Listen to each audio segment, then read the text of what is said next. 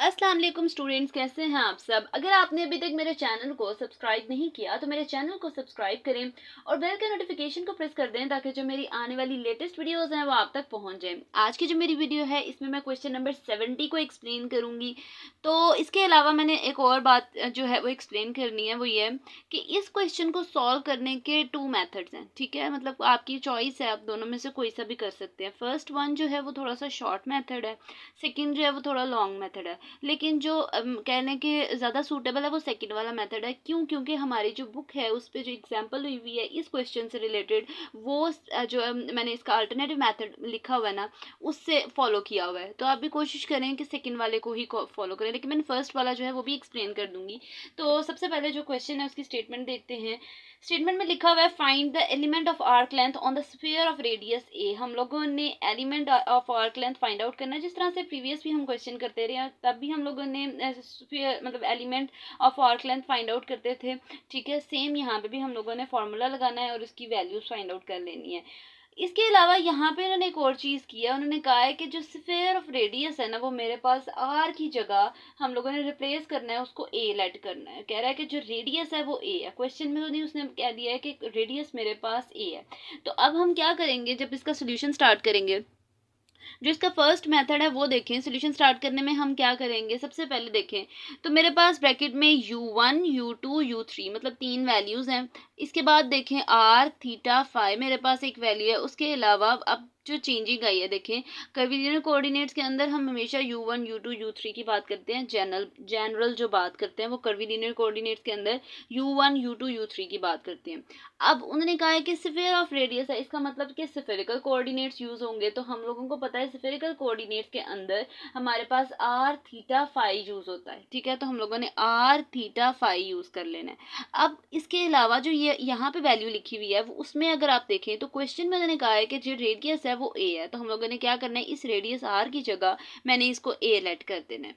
अब इतनी बात तो हो गई। अब नेक्स्ट मैंने क्या करना है, H1 अगर आप देखें तो H1 में मेरे पास नेक्स्ट जो है जो मैंने रेड मार्कर से लिखे हैं वो इसके स्केल फैक्टर्स लिखे हैं। स्केल फैक्टर अगर आप देखें H1 मेरे पास 1 है, H2 देखें R है, और हम लोगों ने इसको जो है क्वेश्चन में जो रेडियस गिवन है वो A है। तो हम लोगों ने भी कोशिश करनी है कि H2 अगर A मतलब R है फॉर एग्जांपल, तो R की जगह उसको रिप्लेस करके A रखना है। ठीक है, मतलब हम लोगों ने जो रेडियस R है उसको R नहीं रहने देना इस क्वेश्चन में, उसको जहाँ जहाँ R आएगा वहाँ वहाँ ए पुट कर देना है। सिमिलरली H3 में भी हम लोगों ने आर sin थीटा को जो है वो ए sin थीटा लिख देना है। ठीक है, अब नेक्स्ट स्टेप में क्या करूंगी, मैं जो बेसिक फार्मूला है वो लिखूंगी, जो एलिमेंट ऑफ आर्क लेंथ का फार्मूला है। ठीक है, वो फार्मूला अगर आप देखें तो वो है जी, ये मेरे पास फार्मूला गिवन है ds² is equal to h1 square du1 square plus h2 square du2 square plus h3 square du3 square.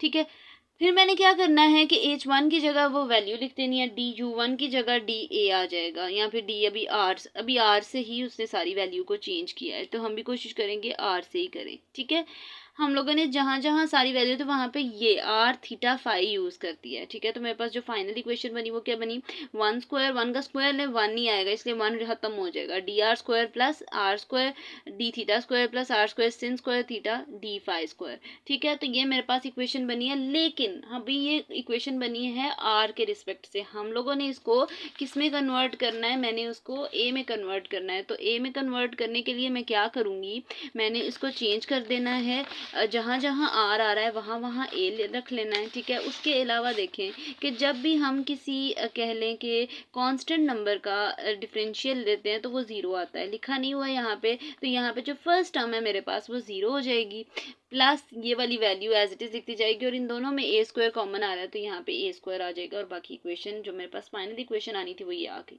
ये तो था इसका फर्स्ट मेथड। अब इसका सेकंड या फिर इसको या अल्टरनेटिव मेथड भी देखें, उसमें हमने क्या करना है, सबसे पहले उसको हम लोगों ने जो है लेट करना है कि ds² हमारे पास किसके इक्वल होता है, dr का। अगर हम डॉट प्रोडक्ट लें dr के साथ तो ds² बनता है। ठीक है, अब ये तो हमारे पास ds² मतलब element of of arc length के बाद बता रहा है कि डी एस स्क्वायर का ये वाला फॉर्मूला है।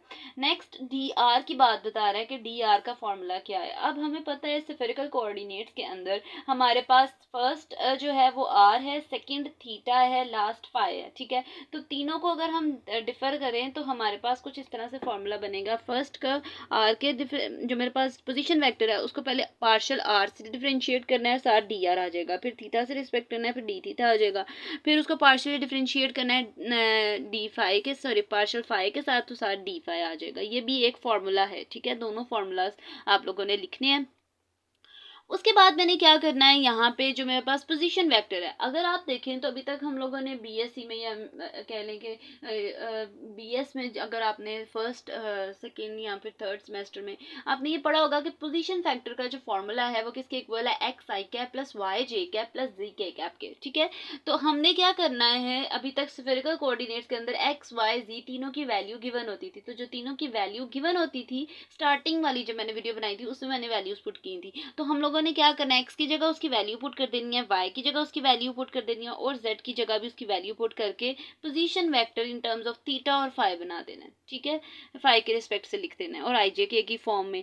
अब ये तो मैंने आर, अब मैंने इसका डिफरेंशिएट लेना है, डी आर लेना है, ठीक है, मतलब इसको डिफरेंशिएट करना है पहले। अगर इसको आर के रिस्पेक्ट से, मतलब फॉर्मूला ये वाला लगेगा, ठीक है, इस वाले टर्म पे फॉर्मूला ये लगेगा और इस तरह से हमारा इसका डिफरेंशिएट हो जाएगा। मुझे लगता है इसको एक्सप्लेन करने की ज़रूरत नहीं है, डी आर मतलब सिर्फ डिफरेंशियल ही लेने हैं आपने, तो इस तरह से उसकी चेंजिंग करके ये मेरे पास आ जाएगा। अब इसके बाद करना है, मैंने मल्टीप्लिकेशन करनी है, ब्रैकेट्स को खत्म करना है, जो डी थीटा और डी फाई बाहर लिखा हुआ है उसको हम लोगों ने अंदर मल्टीप्लाई करना है। तो मेरे पास आई जे के की फॉर्म में वैल्यूज लिख के और मैंने क्या करना है, उनको सेपरेट करना है। आई वाली टर्म को एक दफ़ा लिख देना है ब्रैकेट में, जे वाली टर्म्स को एक दफ़ा लिख देना है और के वाली टर्म्स को एक साइड पे लिख देना है, ठीक है। तो हमारे पास ये आई जे के की फॉर्म में वैल्यूज आ गई हैं।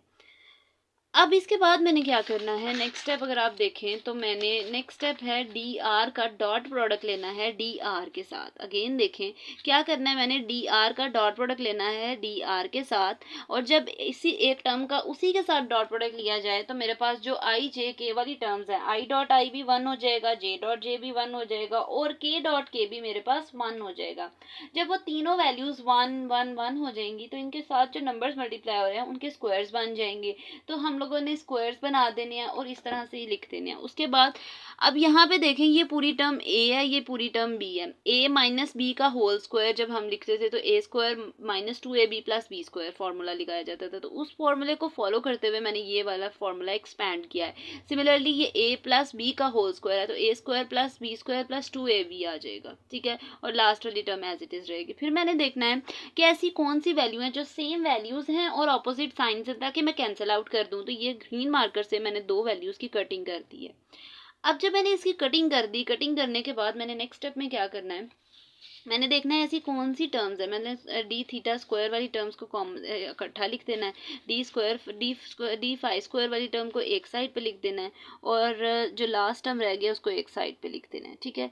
अब जब मैंने लिखना है तो ए स्क्वायर फर्स्ट 2 टर्म्स में से देखें ए स्क्वायर कॉस स्क्वायर कॉमन आ रहा है, ठीक है। तो और सेकंड वाले में अगर आप देखें, मतलब फर्स्ट 2 में देखें ए स्क्वायर कॉस स्क्वायर कॉमन आ रहा है, लास्ट सेकंड 2 में देखें, थर्ड और फोर्थ में अगर आप देखें तो a square sin square theta common आ रहा है। तो मैंने क्या करना है, इस तरह कॉमन लेके इस तरह से ना वैल्यूज बना लेनी है कुछ, ठीक है, इस तरह से। अब इतना हमें पता है कि ये जो मेरे पास वैल्यूज बनी है ना, ये मेरे पास फॉर्मूला बन रहा है। हम लोगों ने जो है एफएससी में ये फॉर्मूला पढ़ा था जिसमें हमारे पास sin square theta plus cos square theta किसके इक्वल होता था, 1 के इक्वल होता था। तो हम इन वैल्यूज की जगह 1 लगाएंगे, ठीक है। तो मैंने यहाँ पे इसको साइड पे जो है इनके फार्मूलाज लिखती है नेक्स्ट स्टेप को लिखने से पहले, कि यहाँ पे 2 फार्मूलाज बेसिकली यूज हो रहे हैं। D R dot D R की जगह मैंने डी एस स्क्वायर लिख दिया है, और इसके अलावा जो मेरे पास नेक्स्ट था वो क्या था, ये वाला 1 था, उसकी जगह 1 लिखा, 1 मल्टीप्लाई बाय एनी नंबर, वही नंबर रह जाता है, तो मेरे पास ये नंबर्स रह गए।